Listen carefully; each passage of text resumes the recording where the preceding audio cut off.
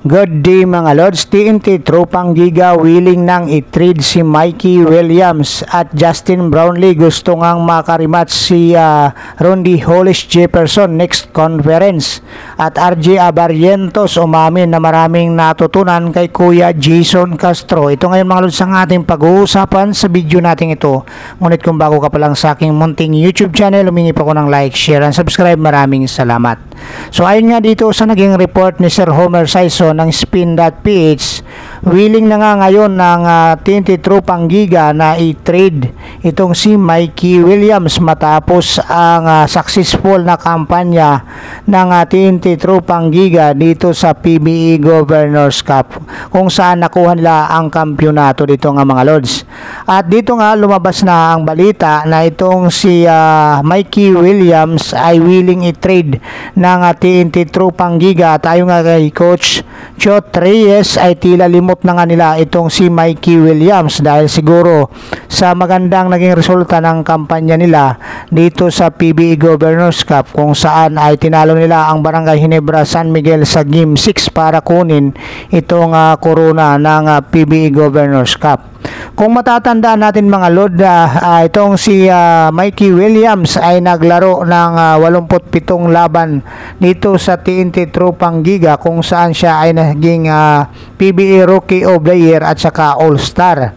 At dito rin mga Lods, nakapagbigay siya ng 2 kampyonato sa TNT Tropang Giga at 2 PBE Finals MVP rin ang nakuha niya dito nga mga Lods. Pero matapos nga mga Lods magkaroon ng renegotiation ng kanilang kontrata, yung kontrata nitong si Mikey Williams dito sa TNT Tropang Giga, which is hindi nga naging successful, ay iniwan ni Mikey Williams ang kupunan ng TNT Tropang Giga last April 2023 nga mga Lods. At umalis ito papuntang US at dito nga mga Lods ay nangapa nga ang kupunan ng TNT Tropang Giga sa kanyang pagkawala.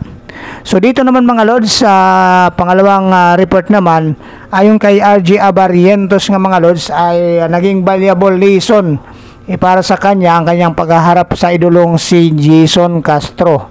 So dito nga mga Lods ay hindi nga naitagong may bulalas nitong si RJ Abarrientos ang kanyang paghanga sa kanyang idolaw na si Kuya Jason Castro. At dahil dito nga sa kanyang paghaharap mga Lods, ayon nga sa naging report ng Tiebreaker Times, marami ngang natutunan na valuable lesson itong si RJ Abarrientos kung saan nagkaroon ito ng breakthrough games dito sa Game 6 kung saan umiscore siya dito nga ng big 31 points nga mga Lods. Kaya lang natalo siya dito sa kupunan ng TNT Tropang Giga ng kanyang idolong si Kuya Jason Castro.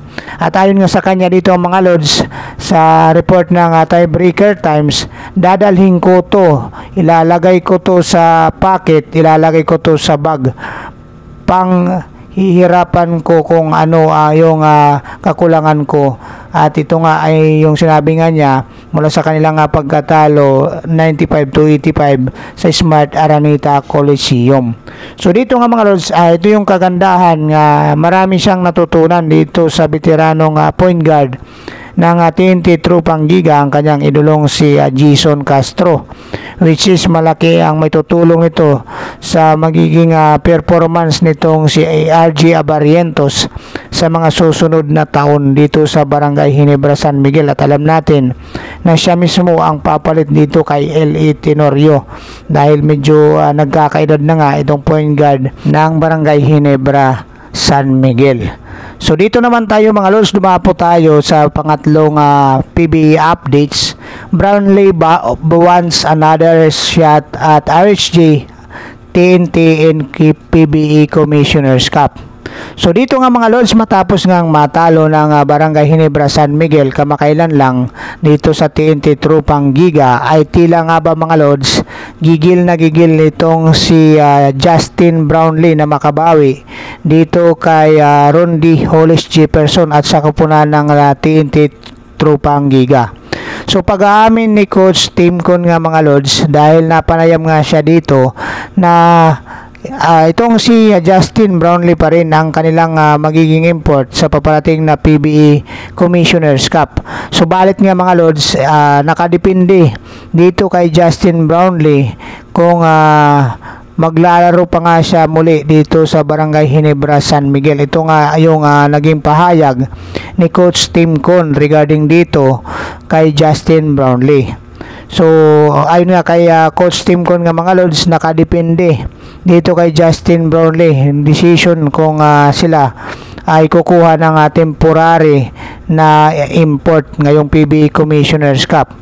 So dahil dito sa sinabi nga ni RHJ, so dito nga mga Lods, pwede tayo magbigay ng conclusion na itong si Justin Brownlee pa rin ang magiging import ng Barangay Ginebra, San Miguel dahil sa gusto nga itong makabawi dito sa kanyang long time rival na si Rondy Hollis Jefferson. Kung matatandaan nga natin mga Lods, 2 beses na nga sila naghaharap dito sa PBA Governors Cup, which is 2 beses din siyang pinataob nitong TNT Tropang Giga at ni Rondy Hollis Jefferson. Kaya ganun na lang kagigil itong si Justin Brownlee na makabawi dito kay Rondy Hollis Jefferson at sa kupunan ng TNT Tropang Giga. So kung magkaganon man mga Lods, so asahan natin na maganda yung magiging tapatan muli ng 2 super import ng PBA.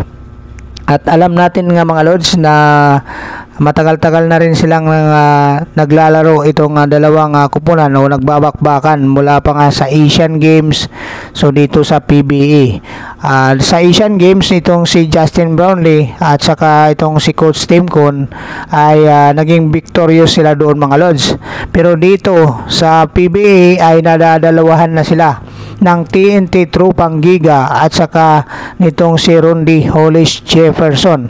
Kaya dito nga mga Lods, lumalabas na gigil nga itong si Justin Brownlee na makabawi dito sa TNT Tropang Giga at kay Rondy Hollis Jefferson. At ayun nga kay Coach Tim Con, kung sakasakali nga itong si Justin Brownlee pa rin ang kanilang magiging import, which is good ito para sa kupunan dahil resident import na nga nila itong si Justin Brownlee.